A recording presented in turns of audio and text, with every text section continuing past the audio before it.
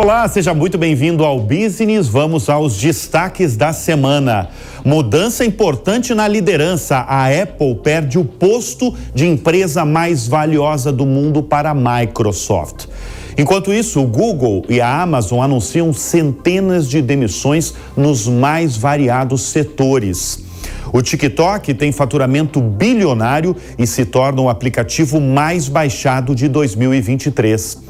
A brasileira Embraer avança para comercializar o maior avião cargueiro da fabricante.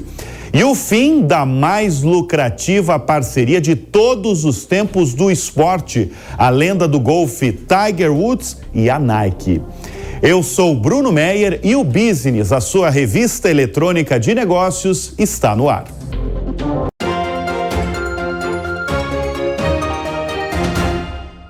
Oferecimento Ultrafarma.com, a maior farmácia online do Brasil.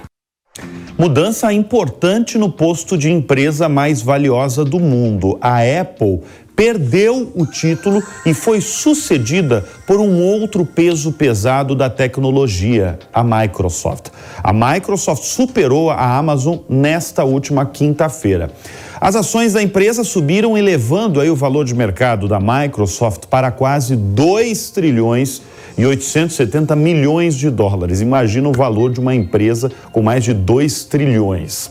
Vamos falar da Microsoft. A ascensão da Microsoft foi impulsionada pela inteligência artificial. Ao longo do último ano, as ações da gigante, cofundada aí por Bill Gates, subiram quase 50% em 2023, depois de uma notícia que mexeu com o mundo dos negócios. Em janeiro de 2023, a Microsoft investiu 10 bilhões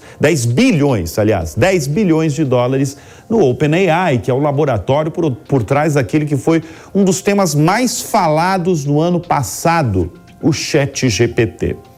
Desde então, a desenvolvedora do Windows passou a integrar soluções de inteligência artificial aos seus programas e ainda ganhou espaço com a plataforma Azure no mercado de serviços na nuvem, em que há concorrência pesada da Amazon e do Google.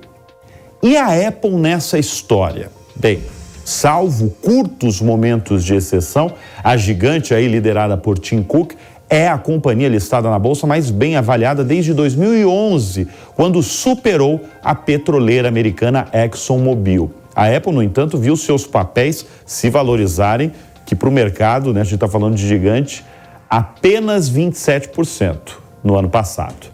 Agora, há uma crescente preocupação de investidores sobre a demanda pelos dispositivos da Apple, algo que tem pesado sobre as ações da dona do iPhone neste início de janeiro.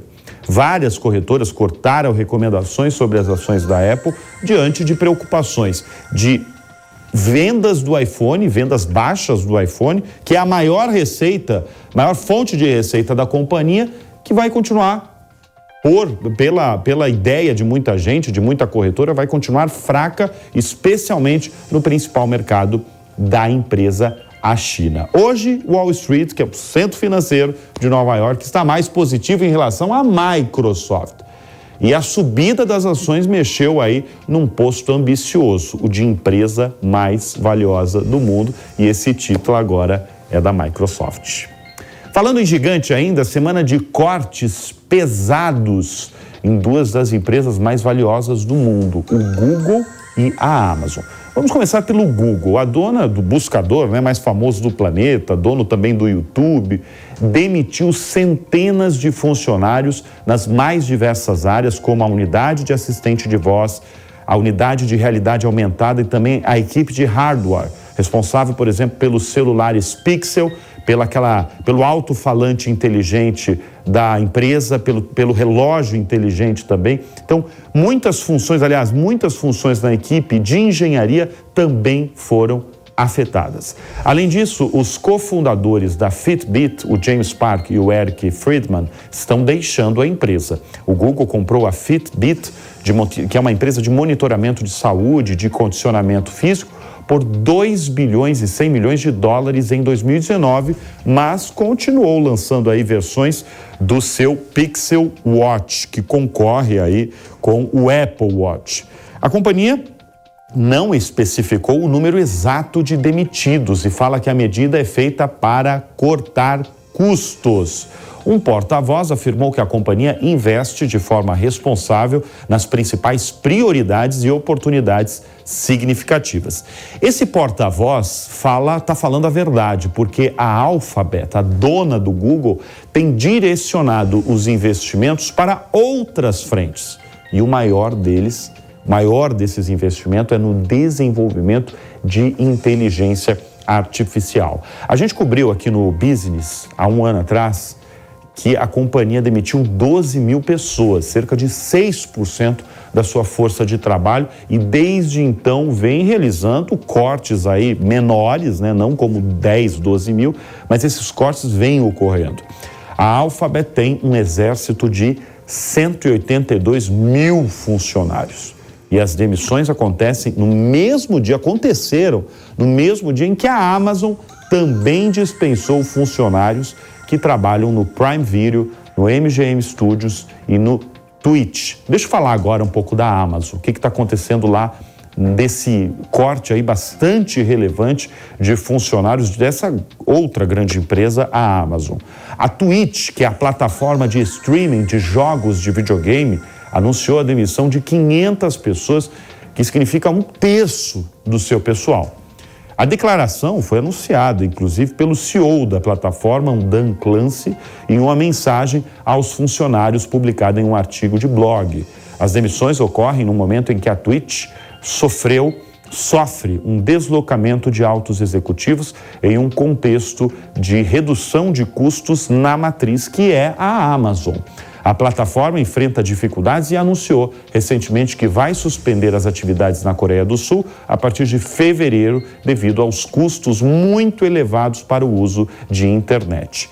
A Twitch foi adquirida em 2014 pela Amazon por cerca de 842 milhões de dólares, o equivalente a pouco mais de 2 bilhões de reais. O streaming se apresenta atualmente como a maior plataforma mundial de streaming para jogos eletrônicos, com 31 milhões de usuários diários. Saindo um pouco desse papo aí de demissão, vamos falar de quem bombou no ano passado, 2023, o TikTok. O TikTok foi o aplicativo mais baixado em 2023. Para se ter ideia, o aplicativo totalizou 1 bilhão de downloads, segundo a AppMagic. E esse resultado vem da soma entre as lojas App Store da Apple e o Google Play. O TikTok ainda foi a rede de entretenimento digital com maior faturamento no ano passado. A receita do aplicativo atingiu 2 bilhões e 700 milhões de dólares.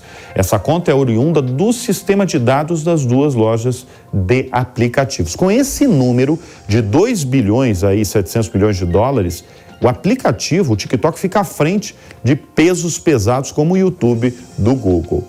Criado em 2016 na China, o TikTok já acumula mais de 5 bilhões e 170 milhões de downloads no mundo. Agora eu quero mostrar para vocês, volta aqui para mim no estúdio, vamos conhecer os outros aplicativos mais baixados no ano passado no mundo, segundo a AppMagic.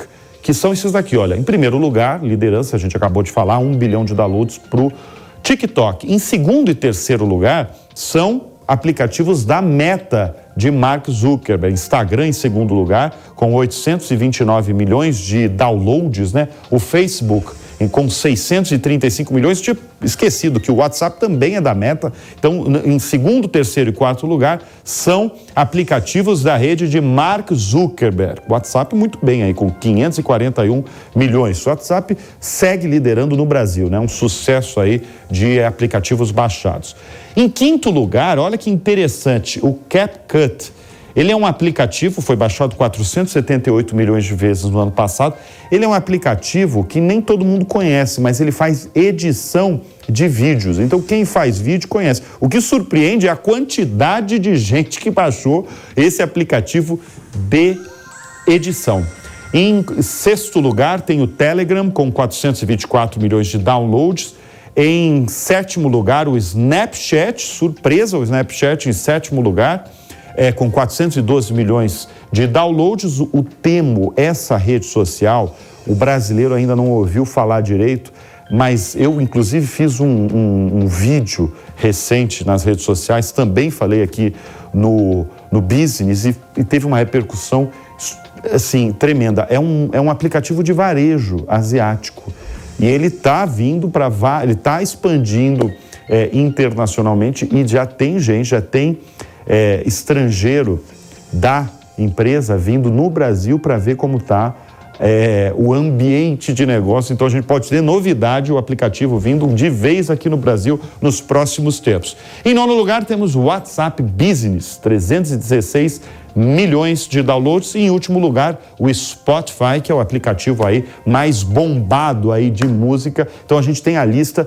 dos 10 aplicativos mais baixados em 2023. Agora deixa eu falar só um pouquinho do TikTok, porque o TikTok é curioso a história dele, né? Ele começou atingindo principalmente uma massa aí de jovens, de adolescentes no mundo, aqueles adolescentes que chegam à internet, gosta de uma imersão, gosta de tela cheia, gosta de ser surpreendido com conteúdos aí num ritmo quase acelerado. E a busca pela atenção planetária gira em torno do dinheiro. Porque quanto mais audiência um aplicativo desse tem, o TikTok, Instagram, Facebook, quanto mais audiência ele tem, mais ele é procurado por anunciantes, por publicidade. Agora, uma particularidade que nem todo mundo sabe: o aplicativo há algum tempo já expandiu aí, já deixou de ser o aplicativo dos adolescentes. Hoje ele é consumido pelas mais variadas idades no planeta. Agora deixa eu sair aí desse mundo de gigantes. Eu vou falar de uma gigante também, mas vou sair das gigantes de tecnologia dos Estados Unidos, vou vir para o Brasil, porque agora eu vou falar das vendas de um avião desenvolvido pela Embraer. A brasileira Embraer, com uma tecnologia que surpreende mesmo, capaz de abastecer em pleno voo. É o primeiro avião militar de carga e a maior aeronave que a empresa já desenvolveu. A gente está falando, e tem imagens aqui no nosso telão desse super cargueiro, é o C-390. Foi entregue à Força Aérea Brasileira há 4 anos, mas só agora as comercializações para outros países começam a avançar. Até 2022, a empresa havia fechado contrato apenas com Portugal, Hungria e Holanda. Em compensação, só no ano passado acertou com Áustria, República Tcheca e a Coreia do Sul. Há ainda conversas aí com a Arábia Saudita e a Índia. Anunciado em 2009, o programa do C-390 custou 4 bilhões e meio de dólares, o que equivale a aproximadamente 22 bilhões de reais. Apesar de impressionar, Giba, coloca em tela cheia isso daí, porque as imagens são tão surpreendentes. Apesar de impressionar pela qualidade técnica, o avião fabricado em parceria com a FAB vinha decepcionando em vendas. Mas agora há uma expectativa positiva com a possibilidade de que as encomendas, que já se tornaram mais frequentes, ganhem volume. Na Índia, por exemplo, a Embraer está competindo para vender de 40 a 80 aviões.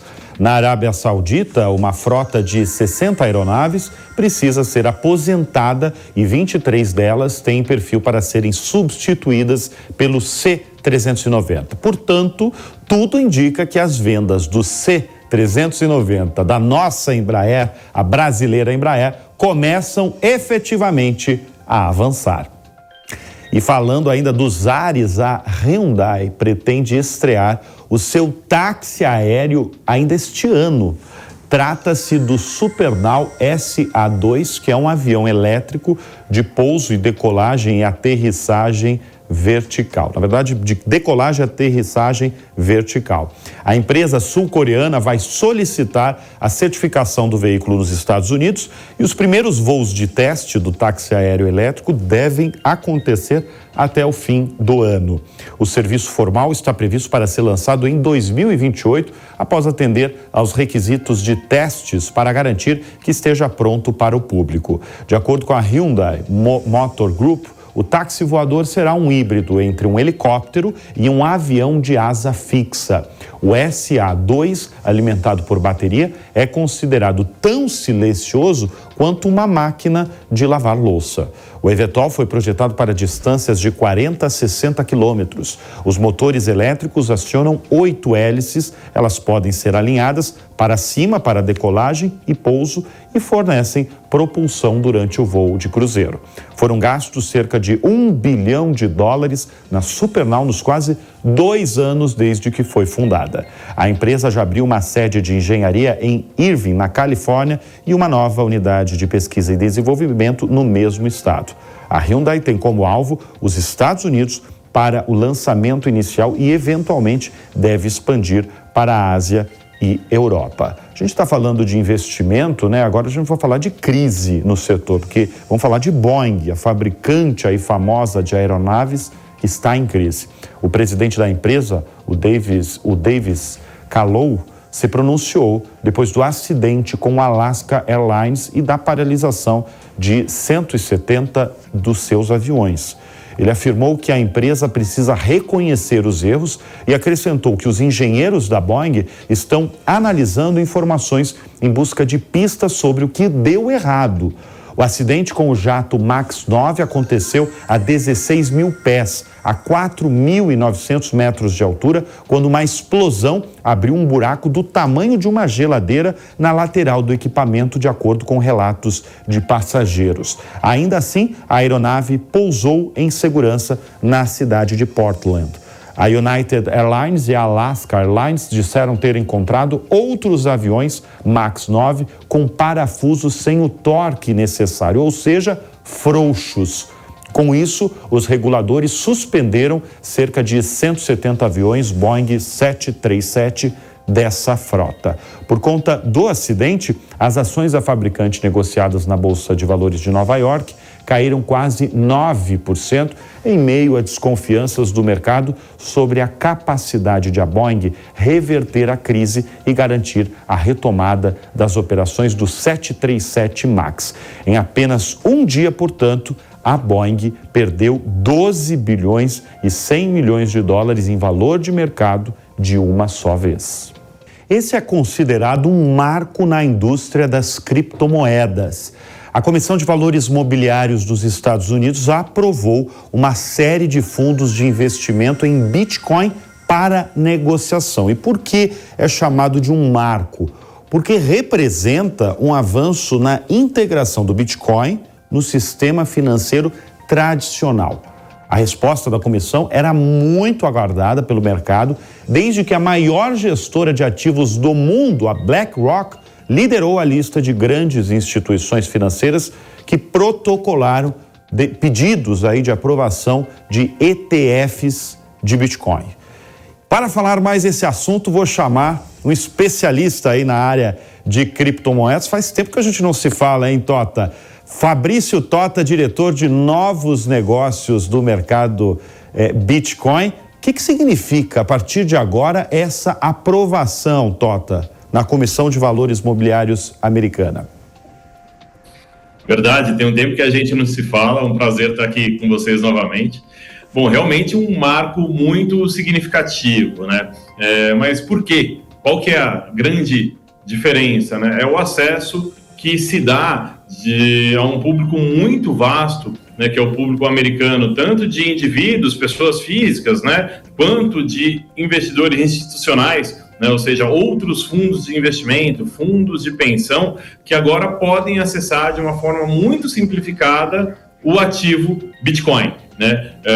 Claro que as pessoas elas já podiam comprar, mas existe uma certa complexidade, você tem que sair ali do lugar onde você está acostumado a operar os seus ativos, né? Vamos lembrar que nos Estados Unidos é um mercado muito vasto, muito grande, muitas pessoas investem em ativos listados em bolsa e agora elas têm a opção de investir em um ativo listado em bolsa que representa o Bitcoin. Não é exatamente, mas são fundos que compram exatamente o próprio ativo digital mais conhecido do mundo, que é o Bitcoin. A expectativa é que isso faça com que muita gente, muito dinheiro novo, entre nessa indústria por meio desses instrumentos, desses fundos negociados em bolsa. Eu estava vendo justamente isso, Tota. A expectativa é altíssima com essa decisão, né? Porque a gente está falando do maior mercado financeiro do mundo, o americano, que agora deve receber aí aportes eu estou lendo aí, de bilhões de dólares, porque tem esse novo produto de investimento, né? E principalmente de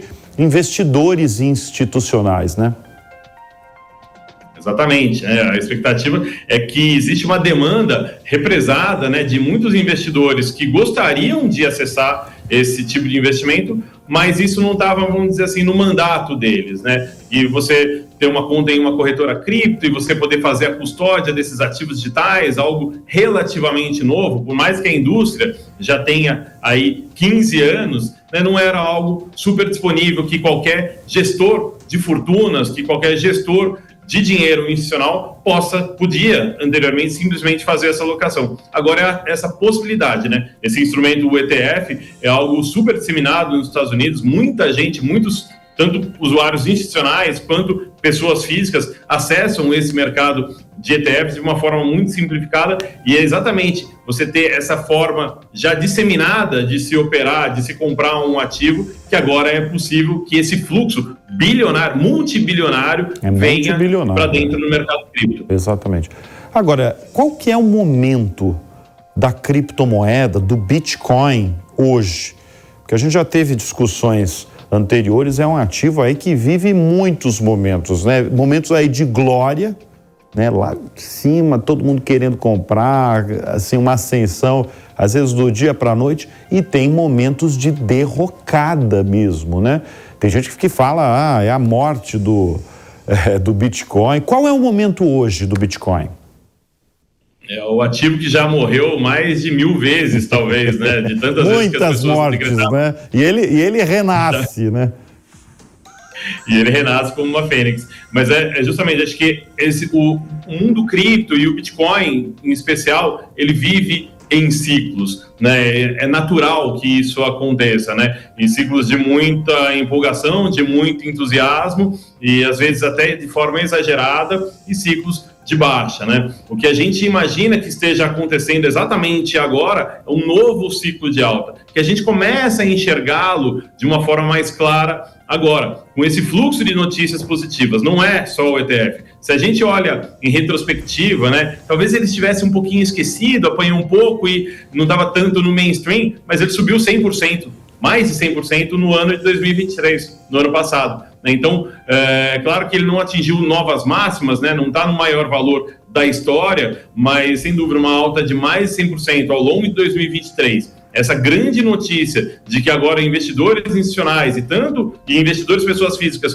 conseguem acessá-lo de uma forma muito simplificada lá nos Estados Unidos, ainda a gente pode adicionar um outro fator. Vai existir algo chamado halving, que é quando a recompensa dos mineradores, é um pouquinho técnico, mas a recompensa dos mineradores, aqueles que geram novos bitcoins, cai pela metade, né? Isso torna a oferta, né, menor de bitcoins. Então serão criados menos bitcoins a cada dia, a cada semana, a cada mês, a partir mais ou menos do mês de abril. Isso historicamente, isso acontece mais ou menos a cada 4 anos. Historicamente, isso leva a uma subida de preços, a uma corrida expressiva em preços alguns meses depois desse fator. Mas não é só isso. Acho que esse sinal verde para o usuário institucional, que finalmente chega de forma muito definitiva, né? Não são pequenos usuários institucionais, grandes gigantes de gestoras de recursos dos Estados Unidos que estão chegando nesse mercado agora. Acho que isso tudo jogado num caldeirão e misturado traz um novo momento para a criptomoeda, né? Não só para o Bitcoin, para outros ativos também. Deixa eu mudar um pouquinho de assunto. Vou falar de startup, porque você, como executivo do mercado Bitcoin, se acompanha há muitos anos o momento das startups, desde o momento que elas estavam lá nas alturas, como o Bitcoin mesmo, né, 2020, recebendo aporte de todo jeito. E a realidade é muito diferente. No ano passado, a realidade mudou radicalmente. A gente tem um dado aí para mostrar para o nosso espectador, quem está nos acompanhando pela televisão e pelo YouTube já sabe, os investimentos em startups caíram 57% no Brasil em 2023. É o pior resultado em 5 anos. O que está acontecendo, Tota? Você que acompanha tanto. Qual que é o futuro aí das startups no Brasil?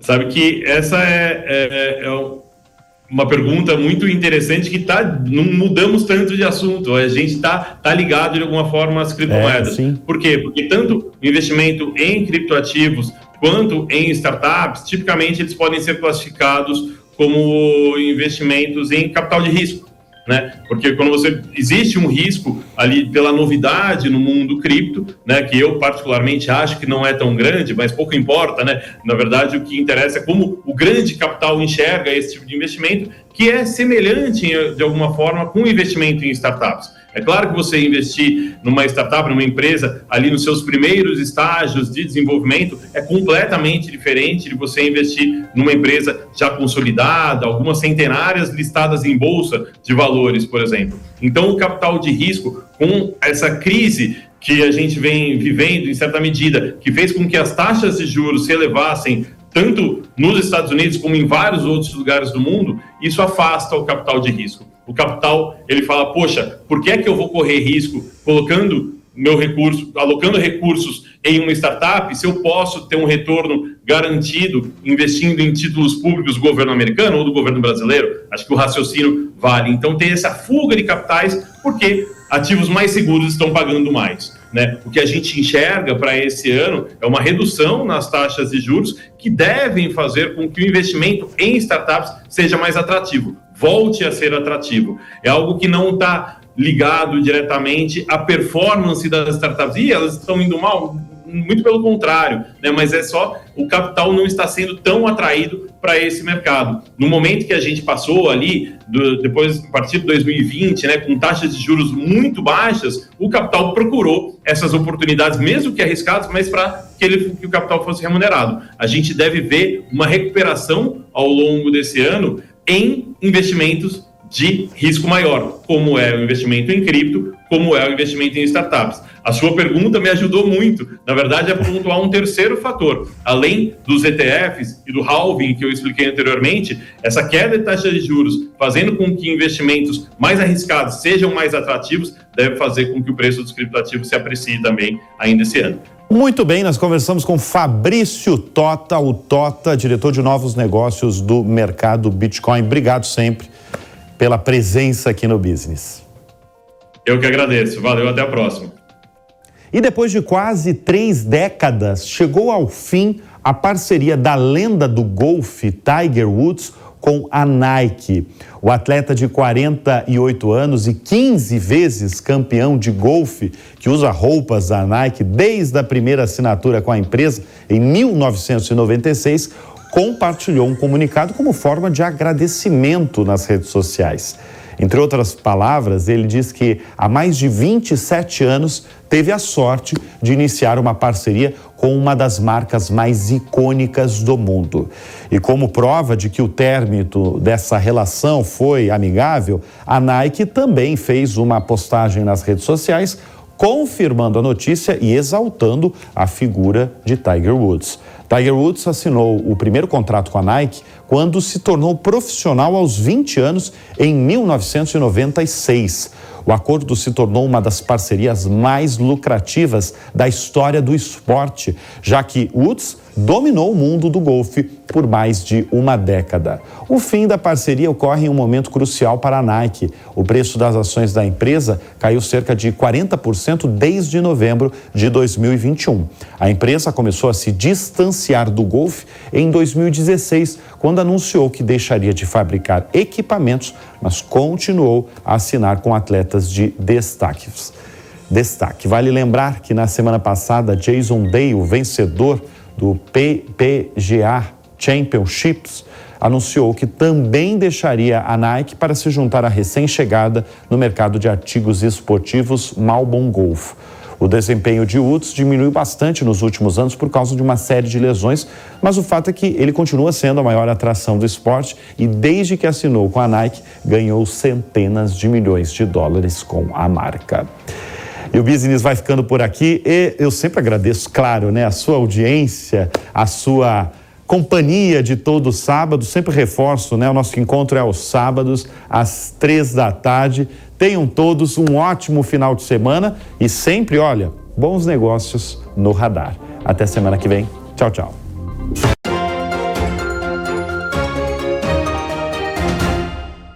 Oferecimento Ultrafarma.com, a maior farmácia online do Brasil.